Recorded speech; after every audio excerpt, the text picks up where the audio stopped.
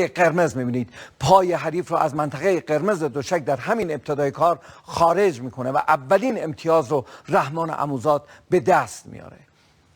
مچ حریف رو گرو میگیره. چقدر خوب کشتی رو شروع میکنه و این شروع کردن مسئله مهمی است. پای حریف رو یک بار دیگر از تشک خارج میکنه. در شروع کردن مچ دست حریف رو گرو میگیره و این نقطه قوت رحمان هست که رقبا نتونند حرکتی رو انجام بدن.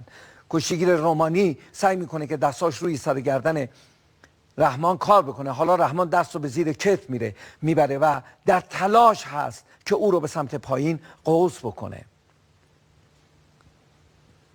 خب در همین وضعیت که دست رو زیر کتف داره کشتی دنبال میشه و رحمان 2-0 جلو هست و دیگه امان به این حریف نخواهد داد. باز هم حمله و یک بار دیگر با خروج پاهای کمان از منطقه قرمز دوشک یک امتیاز دیگر برای رحمان عموزاد در تابلوی زمانسنج اضافه میشه و نتیجه 3-0 میشه.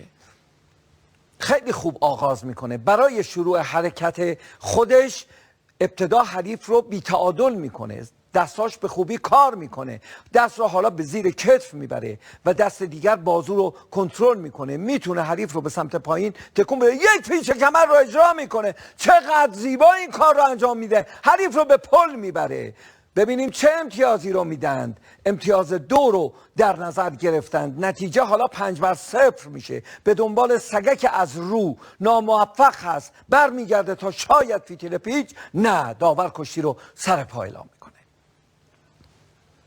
مصطفی آقاجانی رو در کنار تشک میبینید که با رحمان صحبت میکنه و به او میگه که چگونه بایستی مبارزه خودش رو دنبال بکنه و در پشت مصطفی هم پژمان درستکار از راه دور رحمان رو کنترل میکنه.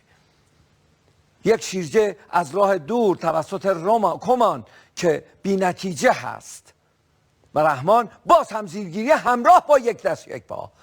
با خروج پاهای کمان او یک امتیاز دیگر رو به دست میاره. نتیجه حالا 6-0 میشه و در چنین شرایطی عموزاد مطمئنا میتواند که امتیازات خودش رو فزونی ببخشه و حتی قبل از 3 دقیقه با یک دست یک پا میتونه کار رو حتی تموم بکنه. یک دست یک پا رو شگفت داره.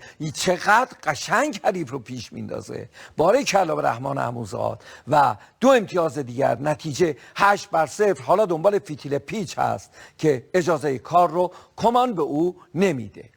داور کشتی رو سر پا اعلام میکنه. مجددا عموزاد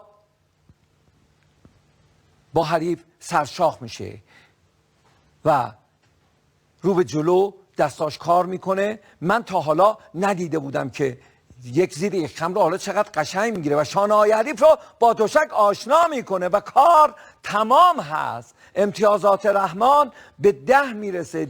10-0 حریف رومانیایی خودش رو شکست میده و داور وسط میخواد تا 2 کشتیگیر از جا برخیزند و در کنار او بیستند تا دست رحمان رو به عنوان فرد پیروز بالا ببرند. اصلا خستگی ما در چهره رحمان نمیبینیم که نفسی بزنه.